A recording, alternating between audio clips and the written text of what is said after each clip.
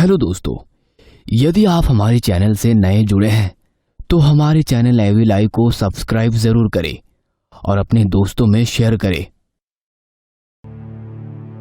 आधी रात के वक्त सुनसान जंगल में जहां हाथों हाथ नहीं दिख रहा था, वहां एक दूसरे के हाथ को थामे तीन दोस्त बड़ी तेजी से भागते जा रहे थे, जिनमें से दो लड़के और एक लड़की थी।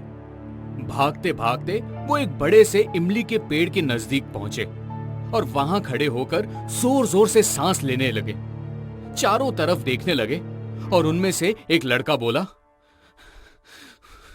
मुझे समझ नहीं आ रहा, हम कहां जाए? यहां तो हर तरफ मौत नजर आ रही है मुझे। और तभी उनके साथ वो लड़की जोर से चीख पड़ी और वो ऊपर की तरफ देख रही थी और चीख रही थी।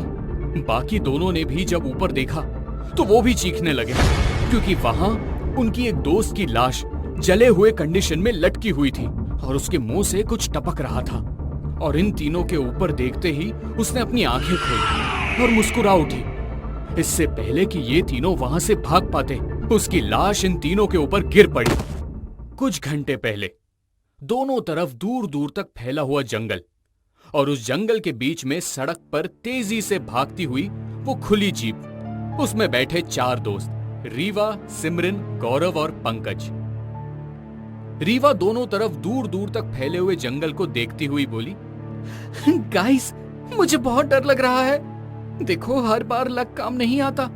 तुम लोगों को लगता है कि ऐसी बातें सिर्फ मनगढ़ंत होती है, लेकिन मैंने सुना है इस जंगल में ना एक श्रापित गांव है और वहां आत्माओं का बसेरा है। और रीवा की बात पर बाकी तीनों हंसने लगे। पंकज बोला, अरे रीवा, तुम ना बहुत ज्यादा डरपोक हो। सच में हम इतनी जगह गए हैं, इतनी सारी अफवाहों को सुनकर कभी कुछ हुआ है क्या? यहाँ भी कुछ नहीं होगा। लोगों ने इसी तरह से बस एक फालतू बात बनाकर रखी है। वरना तुम ही सोचो, जो गांव अंग्रेजों के जमाने से श्रापित माना जा रहा है, उसे कभी किसी ने क्यों देखा नहीं? कभी तुमने किसी किताब में पढ़ा है कि अंग्रेजों ने पूरे के पूरे एक गांव में आग लगा दी? अरे सोचो, हम पहले होंगे जो इस गांव में जाकर आएंगे और सबको सच्चाई बताएंगे। तभी एक झटके से उनकी जीप रुक गई और पंकज बोला, इसे क्या हो गया? गौरव इशारा करते हुए बोला, वो देखो, पूरी सड़क खराब है। मुझे लगता है अब इसके आगे जीप नहीं जा पाएगी, हमें पैदल ही जाना होगा। गौरव की बात पर सब अपना अपना बैग अपने कंधे पर लटका कर उतर गए और जंगल के भीतर पैदल ही कदम बढ़ाने लगे। शाम होने लगी थी, हल्का हल्का अंधेरा छाने लगा था और जंगल में छोटे मोटे जानवरों की आवाज गूंज रही थी। तभी रीवा को लगा जैसे कोई उसके पीछे से गुजरा है। उसने घबरा कर पीछे देखते हुए कहा, यहाँ कोई है हमारे अलावा? सिमरन पीछे पलटकर देखते हुए बोली, लगा तो मुझे भी ऐसा था। इन लड़कियों की बात पर दोनों ही लड़के हंसते हुए बोले, सच में तुम लड़कियां ना सच में बहुत डरपोक हो। इन दोनों लड़कों की बात पर रीवा और सिमरन गुस्से में अपना कदम आगे बढ़ाते हुए बोली, हाँ, हम डरपोक ही है। पंकज मजे लेते हुए बोला, डरपोक नहीं हो तो ठीक है, तुम दोनों एक साथ और हम दोनों एक साथ जा रहे हैं। देखते हैं पहले उस गांव को कौन ढूंढता है। और सिमरन ने भी एटीट्यूड में आकर बोला, ठीक है। और इतना कहकर सिमरन रीवा को लेकर आगे बढ़ गई। काफी आगे जाने के बाद रीवा ने डरते हुए कहा, कहीं बड़बोले बन के कुछ ज्यादा तो नहीं बोल गए? मुझे तो डर लग रहा है। सिमरन कुछ और कहती, उससे पहले उन्हें बैलों की घंटी की आवाज सुनाई दी और साथ में घोड़ों के टॉप की भी। ऐसा लग रहा था बहुत से बैलगाड़ी टमटम गुजर रहे हैं। वो आवाज उनके नजदीक आती जा रही थी। सिमरन ने जल्दी से रीवा का हाथ पकड़ा और एक तरफ एक पेड़ के पीछे जाकर छुप गई, लेकिन उन्हें कुछ दिख नहीं रहा था, आवाज ही सुनाई दे रही थी। तभी सामने अचानक उड़ते हुए धूल और पत्ते दिखे और ऐसे लगा जैसे बहुत सारे घोड़े और बैलों का झुंड वहां से गुजरा है। और देखने लगी, लेकिन साफ आंखों से कुछ नहीं देख पाए। और ये देखकर रीवा ने डरकर सिमरन का हाथ पकड़ लिया और बोली, ये क्या था सिमरन? सिमरन बोली, पता नहीं, पर समझ नहीं आया। कहीं यहाँ के बारे में जो अफवाहें हैं वो सच तो नहीं ना। तभी उनके कंधे पर किसी ने हाथ रखा हो ऐसा महसूस हुआ और उन्होंने चीखते हुए पीछे देखा। पीछे एक बूढ़ा खड़ा था जिसका आधा चेहरा जला हुआ था और वो इन दोनों को देख रहा था। उस बूढ़े ने पूछा, कौन हो तुम दोनों? उस बूढ़े को देखकर दोनों लड़कियां डर गई। रीवा धीरे धीरे से सिमरन के कान में बोली, ये कौन है? सिमरन ने कहा, मुझे क्या पता, इसी से पूछते हैं उस गांव के बारे में, लेकिन सीधा नहीं पूछेंगे, ऐसे दिखाते हैं कि हम खो गए हैं। और फिर सिमरन ने हिम्मत करके कहा, जी हम रास्ता भटक गए हैं। यहाँ आसपास कोई घर या कोई गांव है जहां हम आज की रात रुक सके? और उसकी बात पर वो बूढ़ा मुस्कुराते हुए बोला, बस तुम सही दिशा में जा रही हो, कुछ ही कदम आगे गांव है, आओ मेरे साथ, मैं भी वहीं जा रहा हूं। बूढ़ा आगे चलने लगा। सिमरन और रीवा उसके पीछे चल रहे थे। रीवा बोली, आपने यहाँ बैलों की और घोड़ों की आवाज सुनी क्या? लेकिन कुछ दिख नहीं रहा।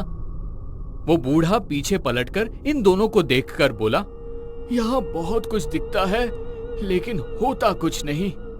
उसकी अजीब बात पर रीवा को घबराहट होने लगी और उसने सिमरन से कहा, सिमरन, इसके पीछे जाना ठीक होगा क्या? अभी अभी हमने जो देखा है उसके बाद।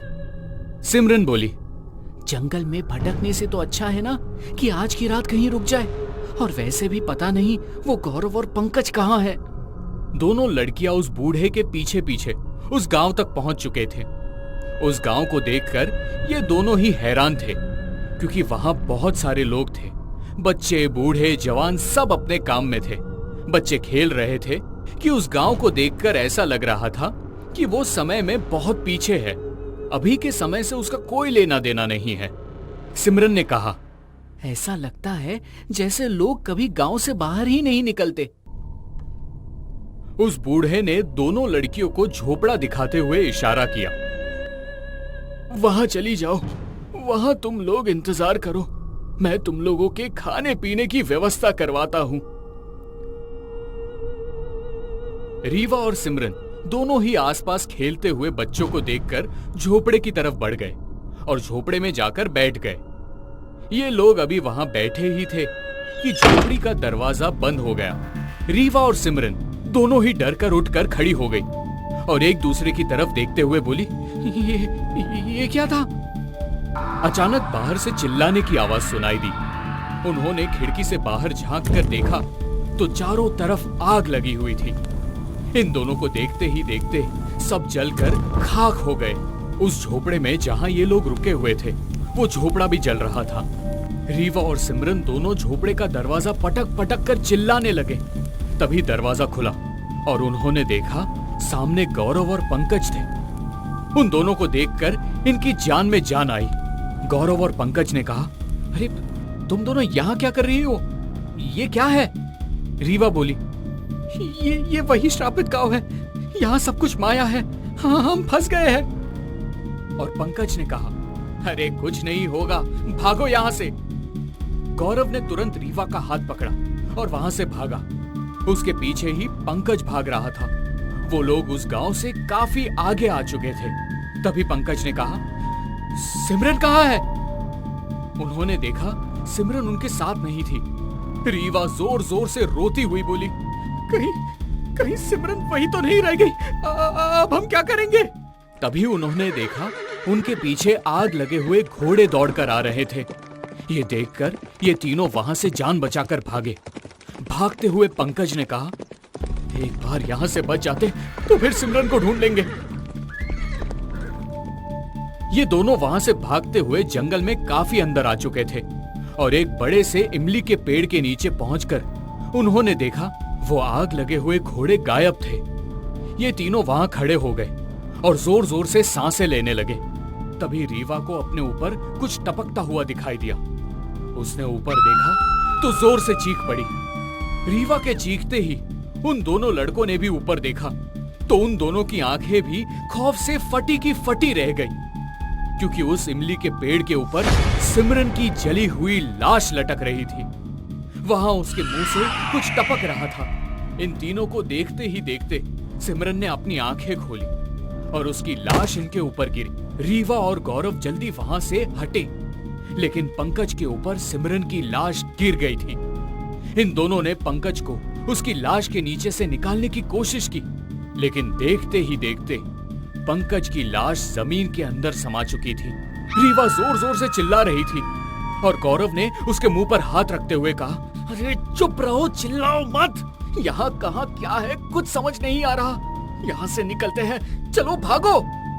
पहले सिमरन, अब पंकज। तुम्हें लगता है कि हम यहाँ से निकल पाएंगे? ये सब क्या हो रहा है? फिक्र मत करो, हम यहाँ से निकलेंगे और जरूर निकलेंगे। चलो भागो। गौरव ने रीवा का हाथ पकड़ा और पूरे जी जान से वो वहां से भाग गए। भागते हुए वो दोनों एक बड़े से दरवाजे के पास पहुंचे थे। गौरव ने उस तरफ देखते हुए कहा, लगता है वो गांव यहाँ खत्म हो रहा है। अगर हम यहाँ से एक बार बाहर निकल गए तो हम जिंदा बच जाएंगे। तभी उन्होंने देखा उनके पीछे से सिमरन आवाज लगा रही थी। सिमरन की आवाज पर जब उन्होंने पीछे पलटकर देखा तो हैरान रह गए, क्योंकि सिमरन बिल्कुल सही सलामत थी। सिमरन भागती हुई इनके नजदीक आई और बोली, अरे तुम कहाँ भाग रहे हो और पंकज कहाँ है? सिमरन को नॉर्मल देखकर रीवा उससे लिपट गई और बोली, तुम बिल्कुल ठीक हो, लेकिन हमें तो तुम्हारी जली हुई लाश मिली थी। हमें लगा कि तुम उस झोपड़ी में ही जल चुकी हो और तुम्हारी लाश पंकज के ऊपर गिरी थी और पंकज को अपने साथ जमीन में अंदर लेकर चली गई। और सिमरन हैरानी से बोली, अरे पागल हो गई हो क्या तुम तीनों वहां से भाग आए थे। मुझे समझ नहीं आ रहा था कि मैं क्या करूं। मैं भी वहां से निकलकर भाग गई, लेकिन शायद मैं ऑपोजिट तरफ भाग रही थी। मुझे नहीं पता तुम लोगों ने क्या देखा। एक मिनट, अगर तुम लोगों ने मेरी लाश देखी और मैं सही सलामत हूँ, इसका मतलब है कि पंकज ठीक होगा। ये भी कोई माया है। हमें पंकज को ढूंढना होगा। ठीक है, एक काम करते हैं, तुम दोनों यही रहो, मैं जाता हूँ पंकज को ढूंढने। नहीं गौरव, मुझे डर लग रहा है, तुम अकेले मत जाओ। तुम फिक्र मत करो, बस तुम दोनों अपना ध्यान रखो। गौरव वहां से आगे बढ़ गया। कुछ ही देर में गौरव जब आंखों से ओझल हो गया तो रीवा सिमरन से कुछ बोलने के लिए उसकी तरफ पलटी तो उसने देखा कि उसका एक हाथ पूरे तरीके से जला हुआ था और उसका चेहरा दूसरी तरफ था। सिमरन, तुम्हारा हाथ तो बहुत ज्यादा जल गया है। और तभी सिमरन रीवा की तरफ पलटी तो रीवा ने देखा उसका तो पूरा शरीर ही जला हुआ था। उसकी आंखों की पुतलियां भी गायब थी और सिमरन हंसती हुई बोली, मुझे अकेले छोड़कर कहां जाओगे तुम लोग? गौरव तो गया, अब तुम्हारी बारी। यहाँ आने वाला कोई इस गांव की सीमा से नहीं निकल सकता, सब मरेंगे। और रीवा के देखते ही देखते आग में लिपटी हुई लाशें रीवा की तरफ बढ़ने लगी और रीवा की चीख से वो पूरा इलाका गूंज उठा। हेलो दोस्तों, यदि आप हमारे चैनल से नए जुड़े हैं तो हमारे चैनल एवी लाइव को सब्सक्राइब जरूर करें और अपने दोस्तों में शेयर करें